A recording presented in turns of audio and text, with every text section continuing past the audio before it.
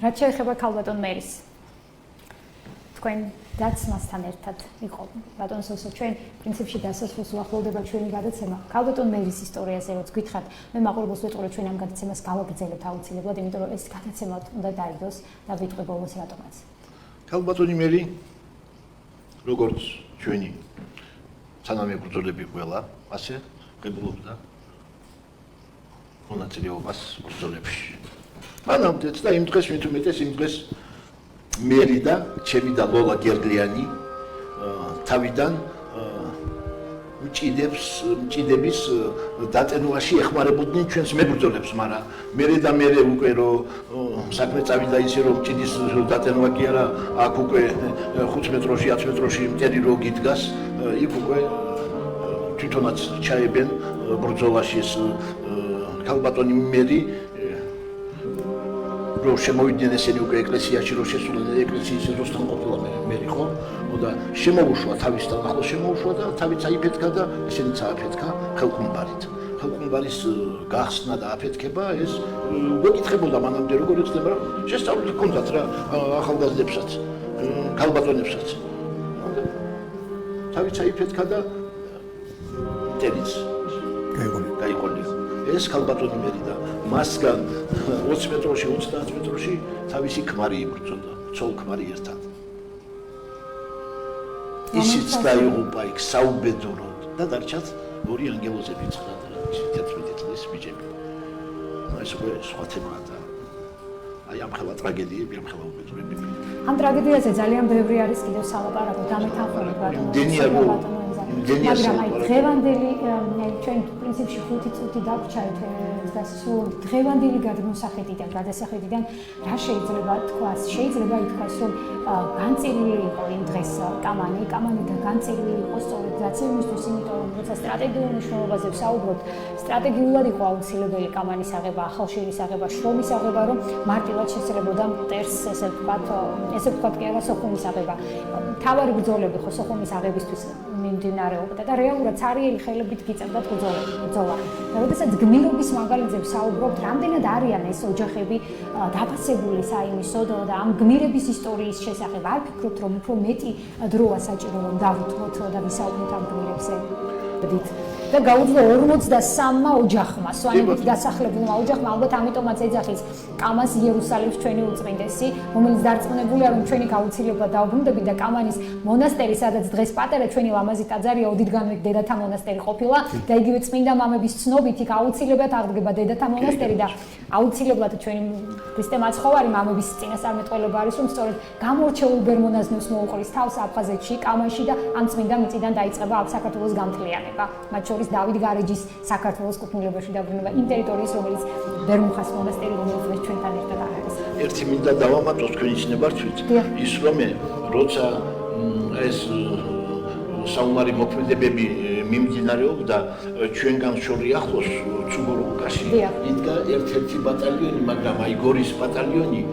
ბაგრატიონის ბატალიონი იყო თქვა როგორ ერქვა არ მახსოვს ბაგრატიონი ჩვენთან იყო ბაგრატიონი შეგვიერთდა ჩვენ მაგრამ იქ რო იდგნენ ბიჭები საუბედუროდ ძალიან ბევრი დაიხოცა და დარჩა სულ რაღაც 9 კაცი მე მგონია გამოვიდა თავიდან ჩვენთან ჩვენს იმაში აი ნუკრილაცი გორი ხო ნუკრილაცი ხო კოჩარი განაცემდა ნუკრილაცაბიძე ხაშებელი ვაჟკაცია 7 თვე ისე იყო ჩვენთან ბრძოლაში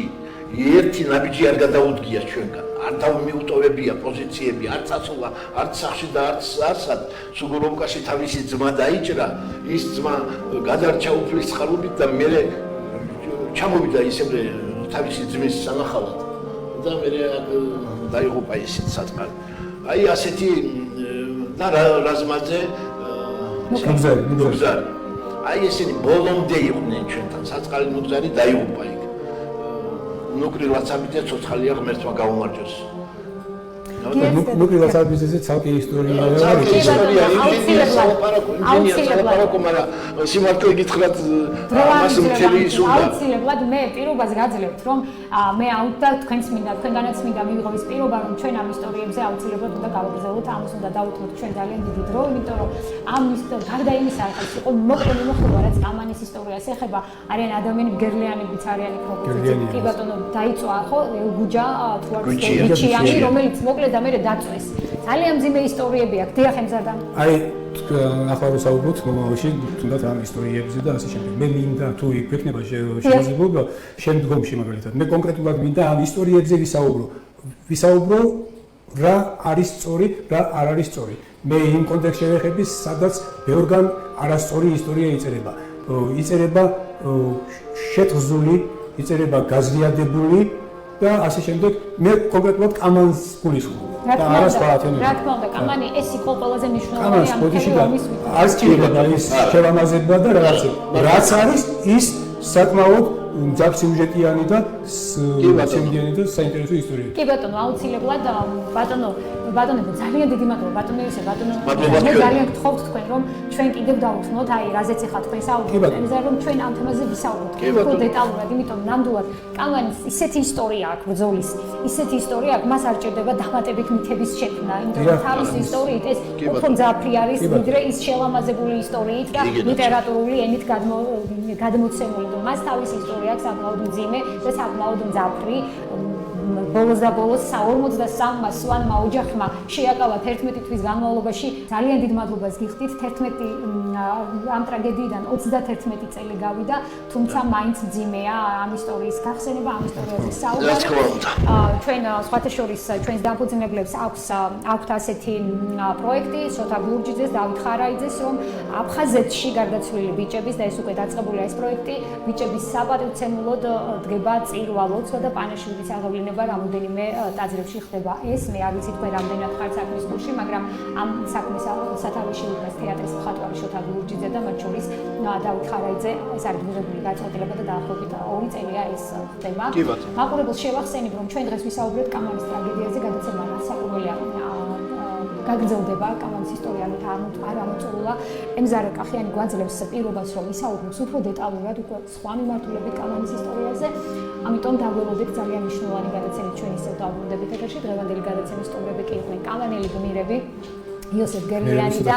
ემზარ კვიციანი. იმდენად თავდაბლები კახიანი მე სულ მეშლება ბოდის გიხდით. მოკლედ იმდენად თავდაბლები არიან კამანელები, რომ მათ არ უნდათ რომ თავიანთ გმირობაზე იყოს საუბარი. ძალიან დიდი მადლობა სტუდიაში მობრძანებისთვის, საინტერესო საუბრისთვის. მე კი მაყურებელს კიდევ ერთხელ შევახსენებ, რომ ჩვენ დღეს ვისაუბრებთ კამანის ისტორიაზე და რა თქმა უნდა გავაგრძელებთ უახლოეს დღეებში